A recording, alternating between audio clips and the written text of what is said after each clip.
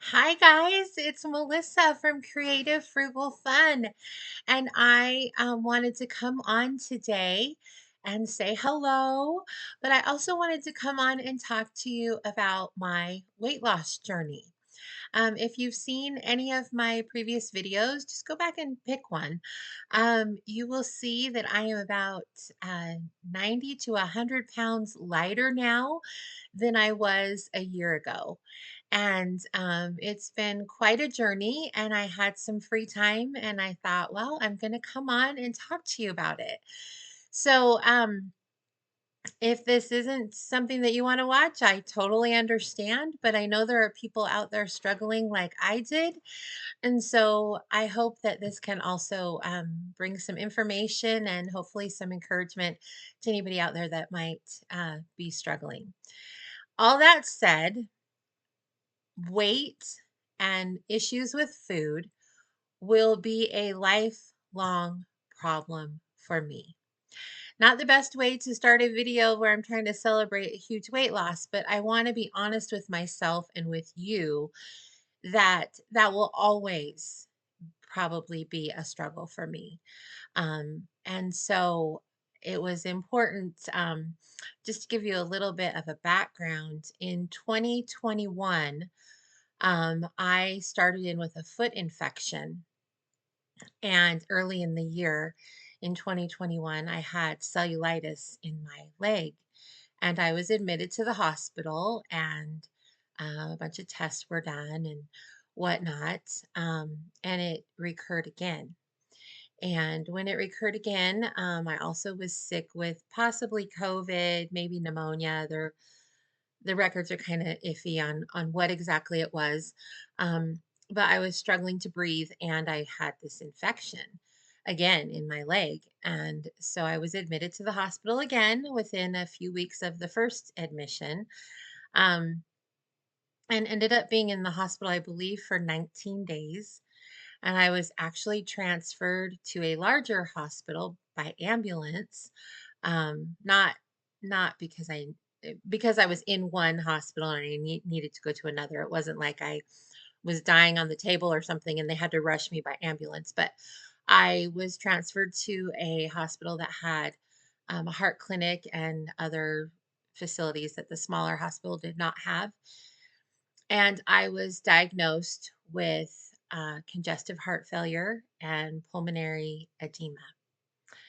And those are some pretty big words and big diagnosis to get.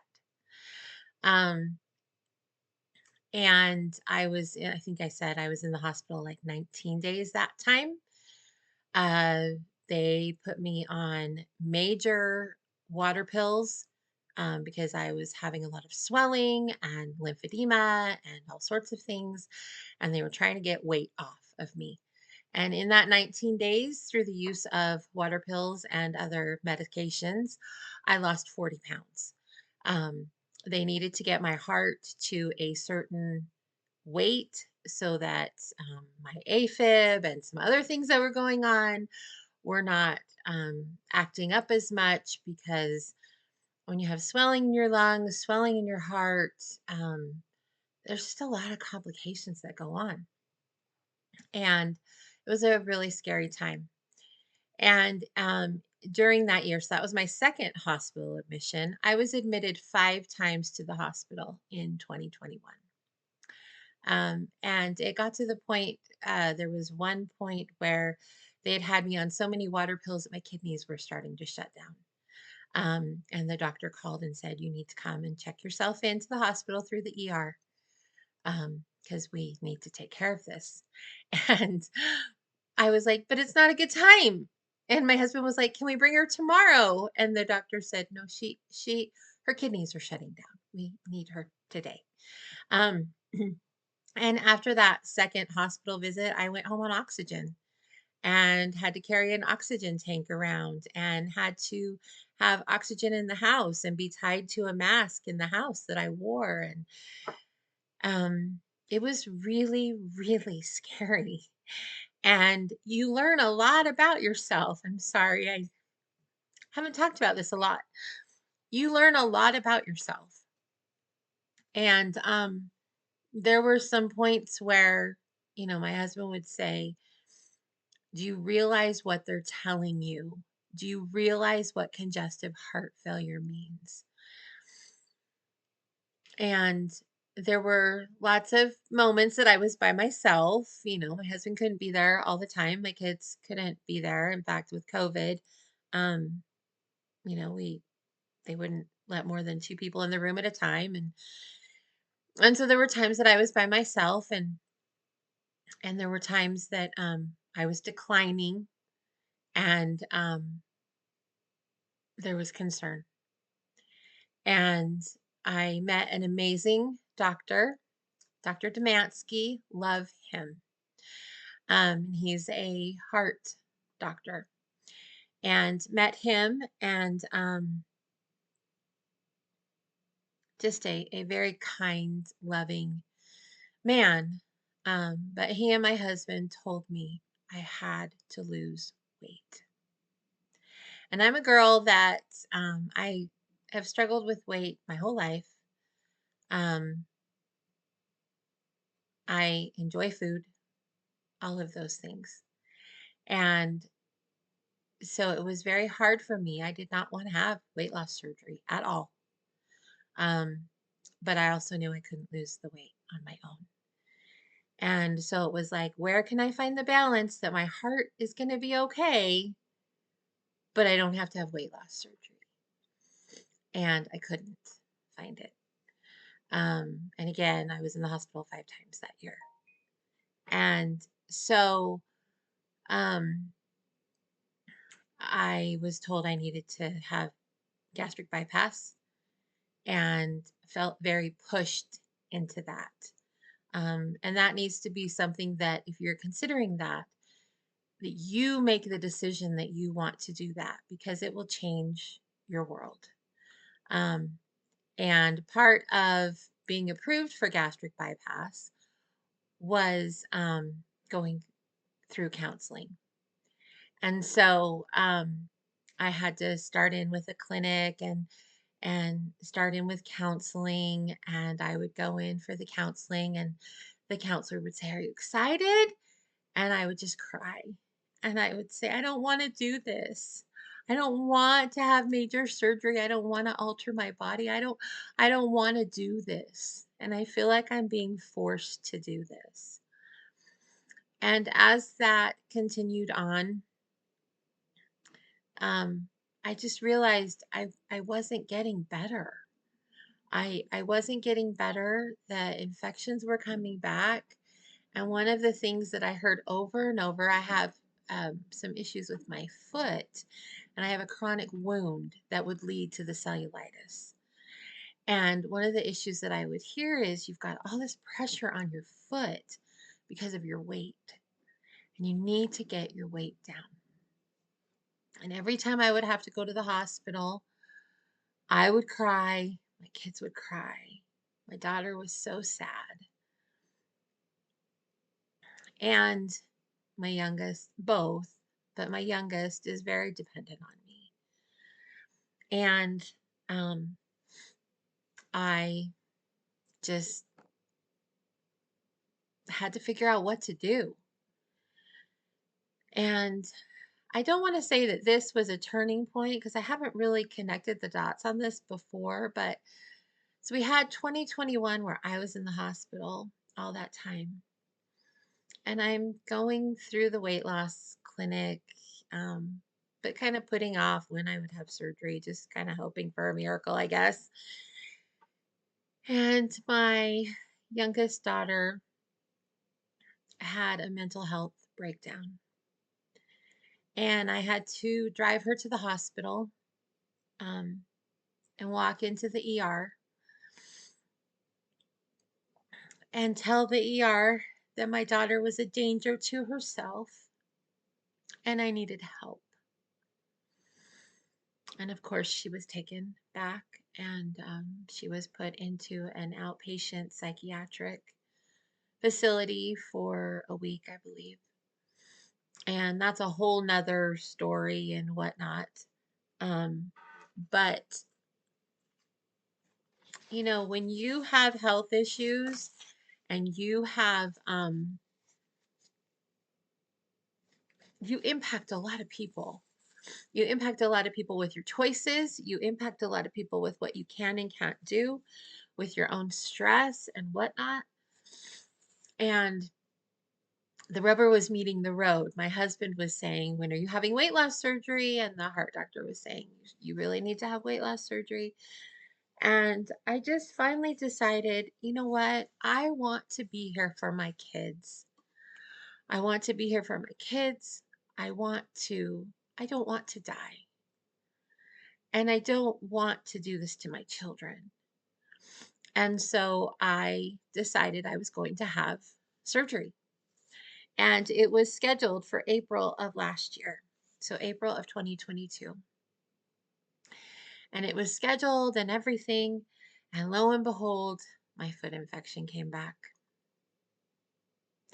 right before the surgery. And you don't want to have surgery if you have an active infection. And so my surgery was canceled.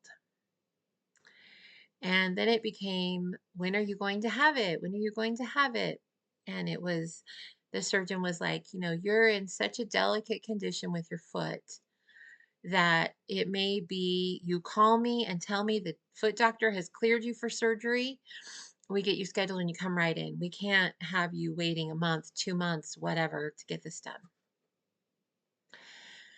And so it ended up, I needed my authorization for the surgery without having to do all the counseling and everything again there was only a window of time to do that.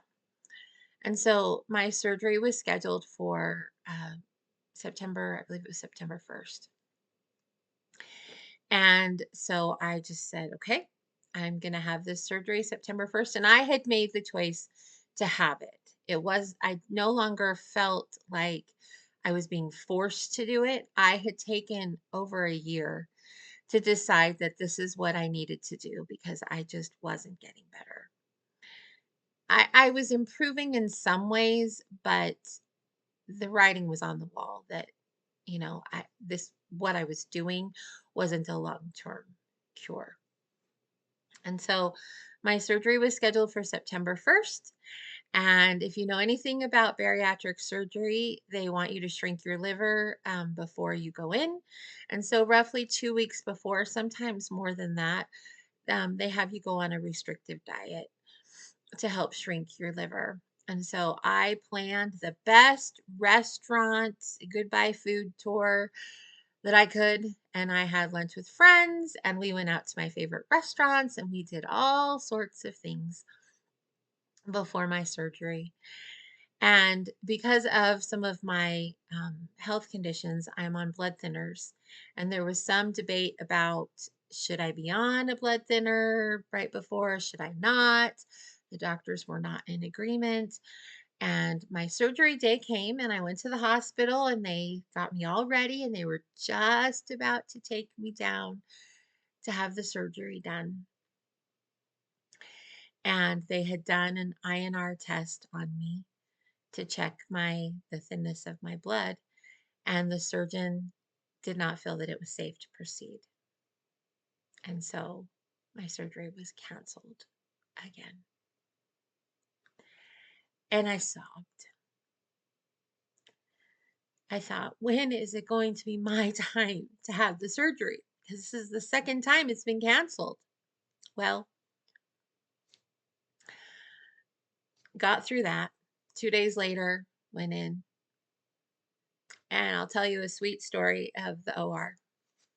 So go in, and here I am. I've had all these obstacles getting here.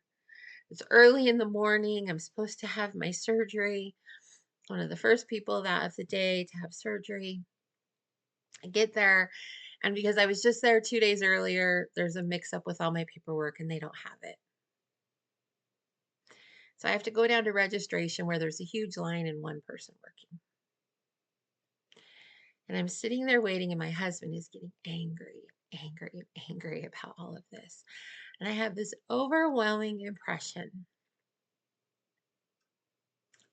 to have gratitude that day and to be thankful that I'm there. And so I just put my head down and I just cried quietly. And so finally we get through that. And we get upstairs and they're like, "We got to rush to get you to the OR on time."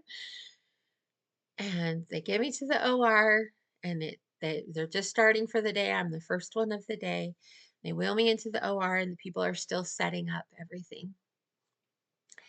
And, there's small talk with the nurses and the anesthesiologist. And I look at the anesthesiologist, I'm laying on the table, and I look at the anesthesiologist and I say to him, "Thank you for being part of the team that's going to change my life today." And I think I really surprised him because he kind of stopped. And then one of the nurses was like, "That's so cool." And she started telling me about a family member that had had the surgery about the time I was supposed to 5 months earlier, and how well they had done and how it had really changed their life. And I just said, "I'm just so appreciative of everybody that's going to help today." And so they lay me down on the table. And of course, when I lay flat with that much weight, it's difficult for me sometimes to breathe and my oxygen drops. And so they're telling me, "You need to breathe, Melissa. You need to breathe big breaths for us." And the anesthesiologist tells me he's going to give me some oxygen because I'm not breathing well. And he leans over and he whispers into my ear and he says, "I need you to breathe for me so I can change your life today."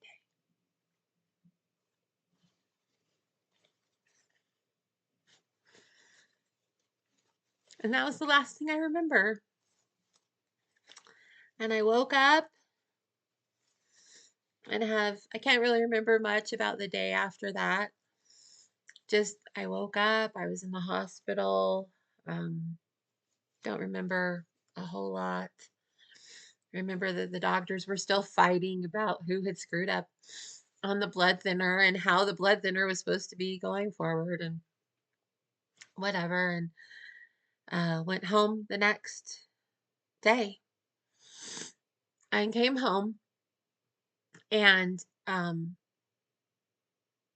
a lot of pain.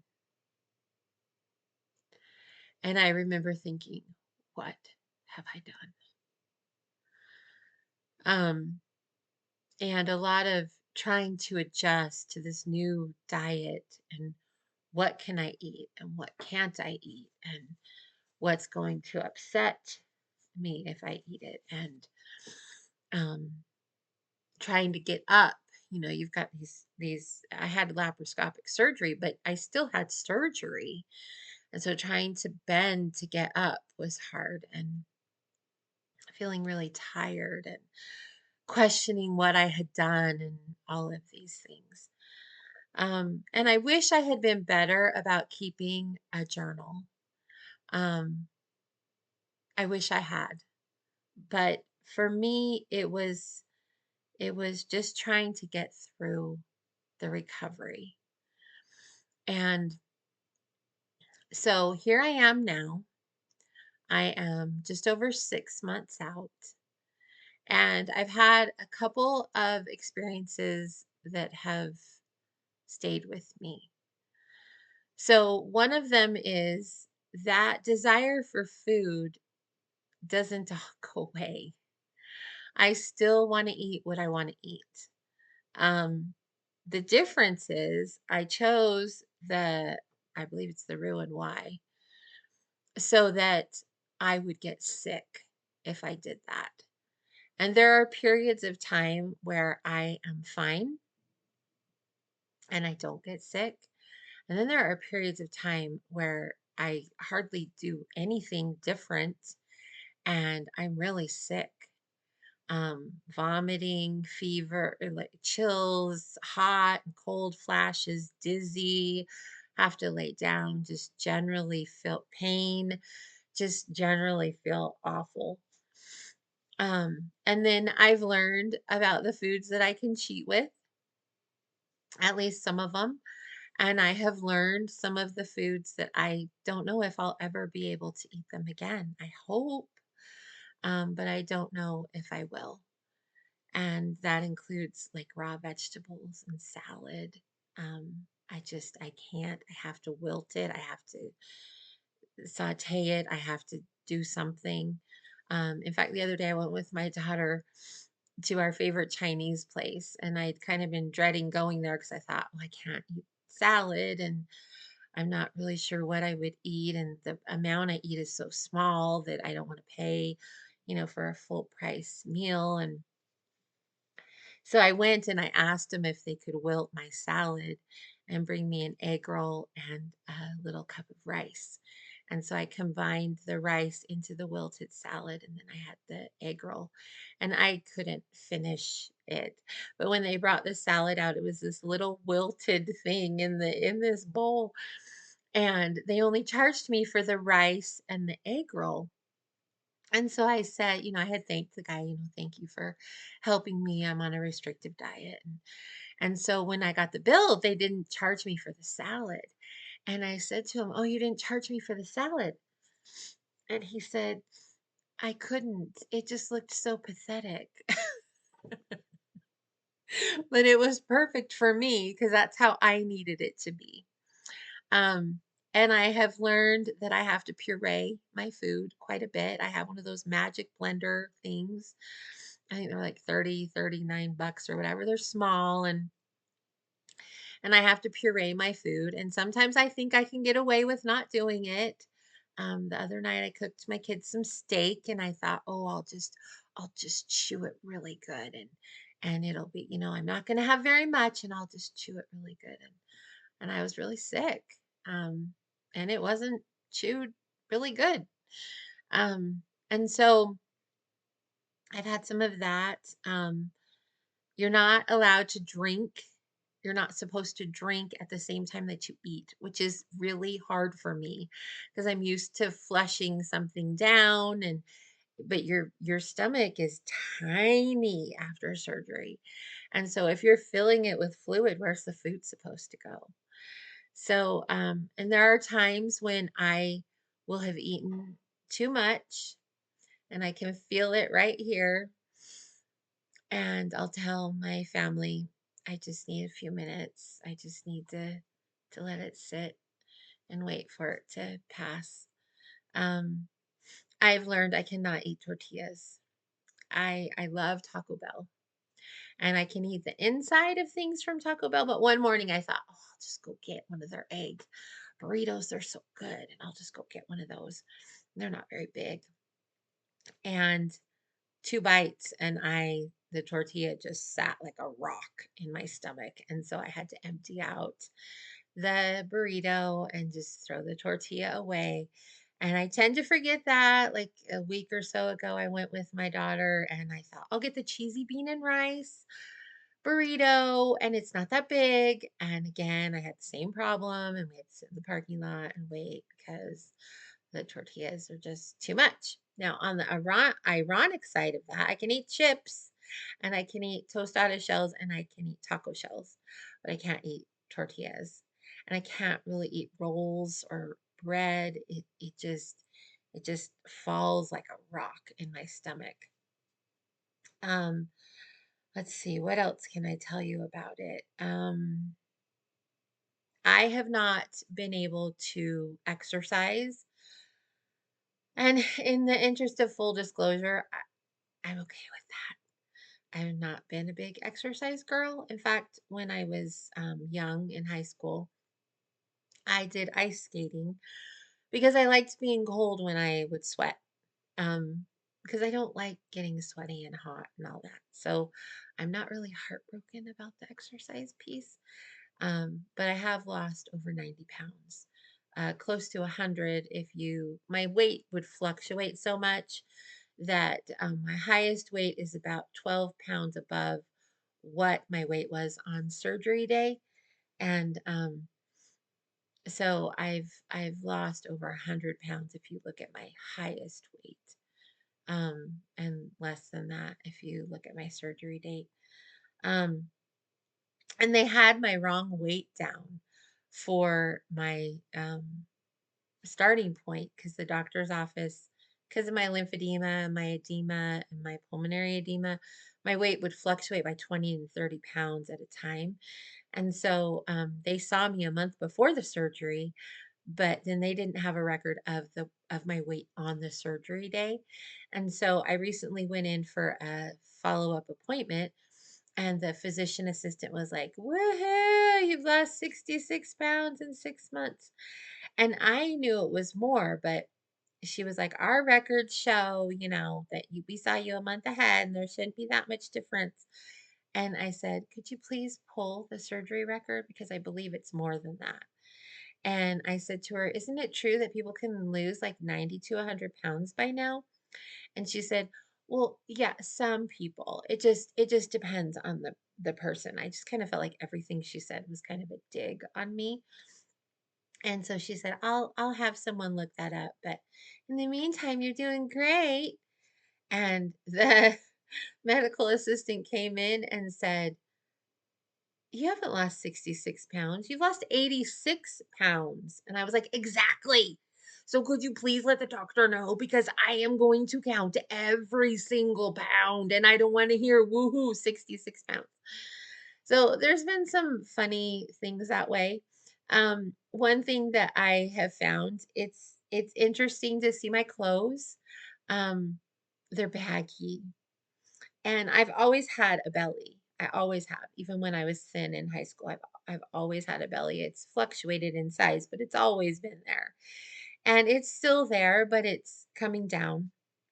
But my face is thinner, my arms are thinner, my pants, my legs are thinner, and it's just really funny to kind of watch what happens because I have like this band of fat around the top of my leg that doesn't quite know where to go. Um, but it's right there. So it's just interesting to watch.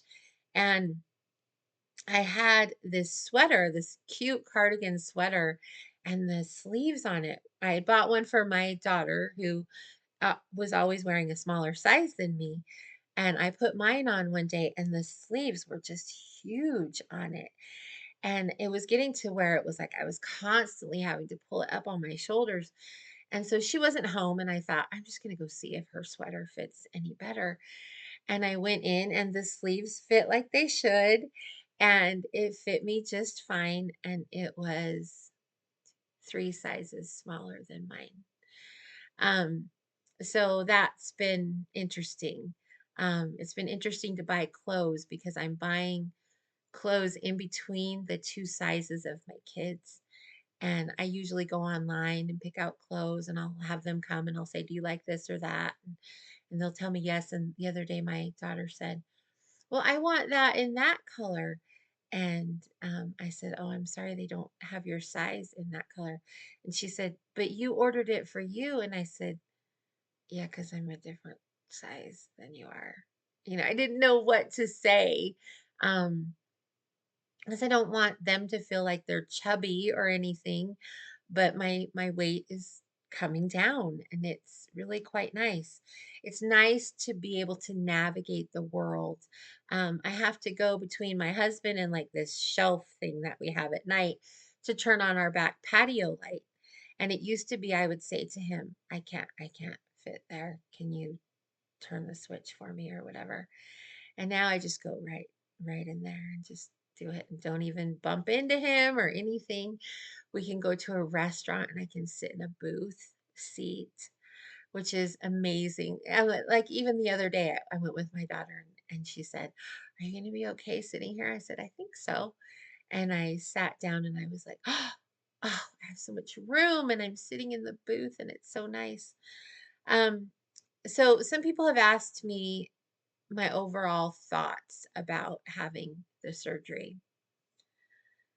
And as much as I resisted doing it, I really wish I had done it sooner. Like I said, I'm not heartbroken about the exercise, but I feel like I can breathe so much better. I'm on a CPAP machine with oxygen, and yet I can fall asleep sometimes for a nap or even sometimes at night. And I don't have my husband, tapping me saying, "Put your CPAP on," because I'm breathing so much better. I'm able to navigate through life so much better as far as physically, um, and just generally feeling better. And it's really interesting because I've never been the thin girl. And I've heard I was thin in high school, but the way I did that was I just stopped eating. My mom would probably die if she knew that. I just stopped eating, and the only thing I would eat was dinner at home. And I lost, quite a bit of weight then. Um, sorry, I can move. But I've never been the thin girl. And I've heard when you lose a lot of weight that you don't always see yourself as thin as you might be. So I don't know if I will ever see myself as thin, um, but a lot of people do. And like I was at the foot doctor the other day, and he walked in and said, "Every time I see you, you're just smaller. You've just lost more weight." And I was like, I'm trying, and the other day I was somewhere else, and I ran into a friend, and she said, "Look at you, you skinny little thing." And I was thinking, I don't feel that way. I don't know that I'll ever be, the thin girl in the room. But I feel better. I feel better overall. So, a couple of things. If you've stuck with me this long, thanks so much. That was a lot of storytelling. Um, but it's important to know that, um, sometimes there's a backstory. People don't just do this just because they want to, and I did not want to. So, if I was going to talk to anyone that was considering doing this, a couple of things I would say. For me, I knew if I did a less invasive surgery that my success would not be as great. And I only wanted to do this one time. Um, and so I knew that I needed to have a consequence if I ate incorrectly. And that consequence is I get sick. And so I've had to listen to my body. And it's hard because sometimes if you eat too fast, you get sick because it's your body just, you've just got this little hole and your body cannot push it all through, that quickly. And so um, I, I knew that I was going to have to listen to my body, and that I was going to have a consequence if I did something bad. And I do. And that worked for me. That may not work for you, but that was what I needed for me because nothing else was going to wake me up. And even with that, there are times that I'll say, I know I'm going to be sick, but I just want to eat this, and I'll eat it. And, then I get sick. Um, so you need to do what works for you. I'm such a food lover that in counseling, I told the therapist, I said, I love food. I don't want that to change. And she said, it doesn't have to change. You can still love food. You just have to watch what you eat. And it's really funny because people think that they can't talk to me about food, which is kind of ironic because yes, I love food. But I realized also I love creating with food. I love cooking with food. I That's something I enjoy. And so there's many nights, most nights that I am cooking things for my family that I'm not even going to eat, or I'm only going to eat a tiny bit of, because it's just not on my diet, or I'm going to have to adjust it and puree it or whatever. But I still have the joy of cooking it for them and having them enjoy it, or trying a new recipe. I've been buying more cookbooks and stuff. I Food is not a bad word to me. It's just I'm reforming my relationship with it. Um, I would also say that you need to do it for you. My why was I want to be here to see my kids grow up. I want that. Yes, it involves my children, but I want that. And I was getting to the point where that was could be taken away if I didn't improve something. And so you need to be the one that decides that you want to do it. Um, because you're the one that's with yourself at night when you sneak something out of the fridge, when you're at the grocery store and you decide what to buy. You don't always have someone with you to monitor you, and so you have to decide that this is what you want. And I think it's perfectly normal to be afraid of the new life, to be afraid of, am I going to fail? To be afraid of lots of things. I think that that's perfectly normal. Um, but you have to decide that this is what you want to do. So I'm at 35 minutes. I'm sorry, that's a really long time. But thank you for watching. I'm at the weight that I was at when I had my children. If I could lose another 50 pounds, I would love that. But I'm just taking it as it comes, and trying to enjoy what I can as it comes. Sorry, tired. Um, and that's what I would say to you is you have to do it for the reasons that work for you. I needed to feel better and know that it would improve my health.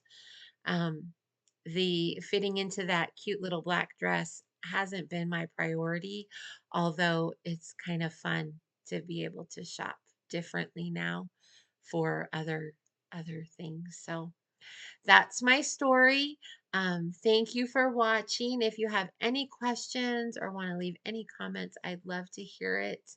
Thank you for being kind. I look back at my other videos, and not that I was unhappy, but I was not very healthy, and I'm so grateful that I was able to do this, and that hopefully I will be around for a long time. So until then, until I see you next time, make it a great day. Thanks. Bye.